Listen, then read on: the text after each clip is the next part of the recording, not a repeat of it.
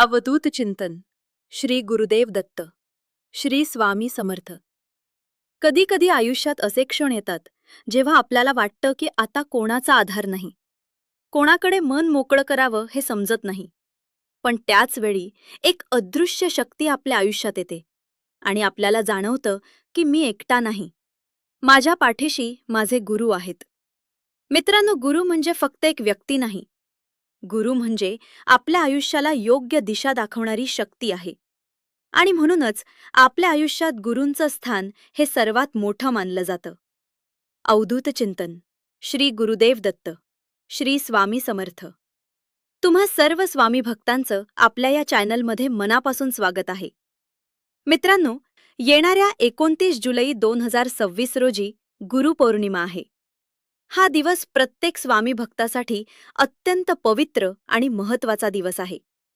आजच्या या विशेष व्हिडिओमध्ये आपण जाणून घेणार आहोत की गुरुपौर्णिमेला गुरुपद कसं घ्यावं, गुरुपद घेताना कोणता मंत्र जप करावा, घरच्या घरी गुरुपद कसं घ्यावं, गुरुपद घेतल्यानंतर मांसाहार करावा का, आणि मनात येणाऱ्या अनेक प्रश्नांची उत्तरं आपण आज जाणून घेणार आहोत.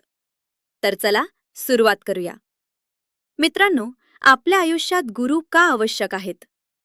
जेव्हा आपण या जगात जन्म घेतो तेव्हा आपल्याला चालायला, बोलायला, जगायला शिकवणारे आपले पहिले गुरु म्हणजे आपले आई-वडील असतात. त्यानंतर आयुष्याच्या प्रत्येक टप्प्यावर आपल्याला कोणीतरी काही ना काही शिकवत असतं. प्रत्येक अनुभव आपल्याला काहीतरी शिकवतो. आपल्या दत्त महाराजांनी देखील 24 गुरु केले होते, कारण प्रत्येक गोष्टीमधून त्यांना काही ना काही शिकण्यासारखं मिळालं. आणि विचार करा, ज्यांनी स्वतः 24 गुरु केले त्या दत्त महाराजांना जर आपण आपला गुरु मानलं तर आपल्या आयुष्याला किती मोठं मार्गदर्शन मिळेल. या कलियुगातील दत्त महाराजांचा अवतार म्हणजेच श्री स्वामी समर्थ महाराज. स्वामी महाराजांना गुरुपद देणं म्हणजे काय? याचा अर्थ असा की आपण आपल्या आयुष्याची जबाबदारी महाराजांच्या चरणी अर्पण करतो. आपण महाराजांना सांगतो की महाराज, आजपासून तुम्हीच माझे गुरु, माझे मार्गदर्शक, माझे सखा आणि माझे सद्गुरू आहात. माझ्या आयुष्याची वाट तुम्ही दाखवा. खरं तर आपण ज्या क्षणापासून स्वामी सेवेत आलो त्या क्षणापासूनच आपण आपल्या आयुष्याची नौका महाराजांच्या हातात दिलेली असते. अनेक भक्तांच्या मनात प्रश्न असतो की मी आधी साईबाबांची सेवा करते, दुसऱ्या देवाची पूजा करते, मग मी स्वामी महाराजांना गुरुपद देऊ शकते का? तर याचं उत्तर आहे, नक्कीच देऊ शकता. कारण दत्त महाराजांनी 24 गुरु केले होते. देव वेगळे नाहीत, शक्ती एकच आहे.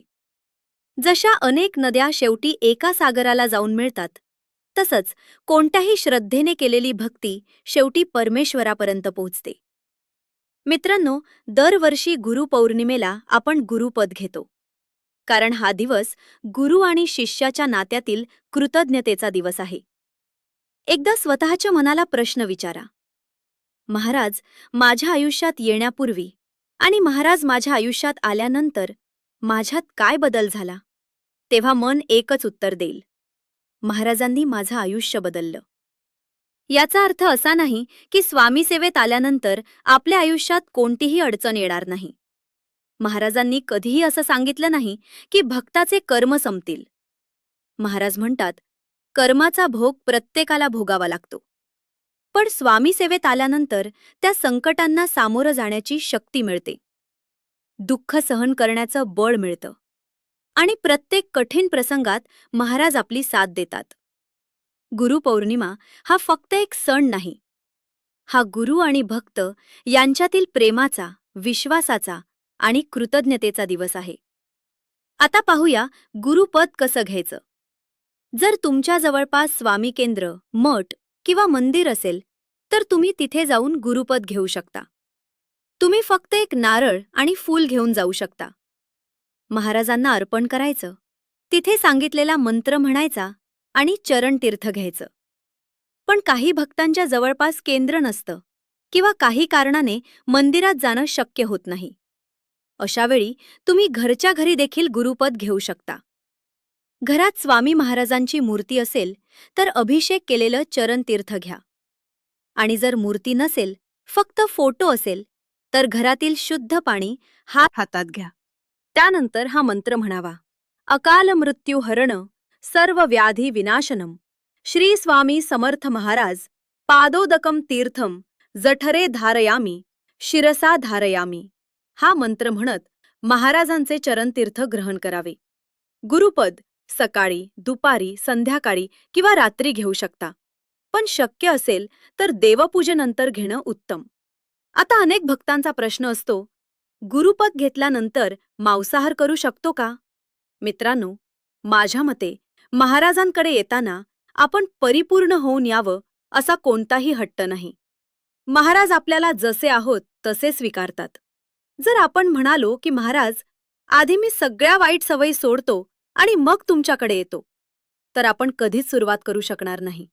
जसा एक छोटा मुलगा असतो, तो कधी चांगला वागतो तर कधी चुका करतो, पण आई त्याला सोडत नाही.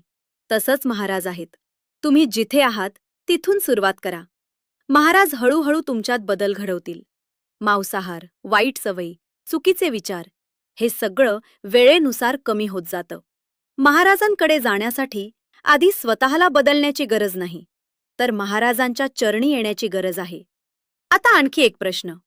जर गुरुपौर्णिमेला मासिक धर्म असेल किंवा काही कारणाने गुरुपद घेता आलं नाही तर काय करावं? मित्रांनो, घाबरण्याची अजिबात गरज नाही. महाराज आपल्या भावनेला महत्त्व देतात. गुरुपद हे गुरुपौर्णिमेच्या दिवशी घेण्याची परंपरा आहे. काही कारणाने ते शक्य झालं नाही तरी महाराज आपल्यापासून दूर जात नाहीत. महाराज कधीही भक्ताला सोडत नाहीत. मागच्या वर्षी तुम्ही गुरुपद घेतलं असेल तर तुमचं गुरु शिष्याचं नातं कायम आहे. मित्रांनो, या कलियुगात महाराजांची जागा कोणीही घेऊ शकत नाही. स्वामी समर्थ हेच आपल्या सर्वांचे आधार आहेत.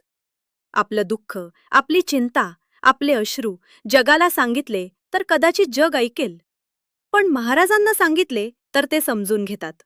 म्हणूनच महाराजांच्या चरणी मनापासून नतमस्तक व्हा. तुम्ही जसे आहात तसे महाराजांकडे जा, कारण महाराज आपल्याला बदलण्यासाठीच आपल्या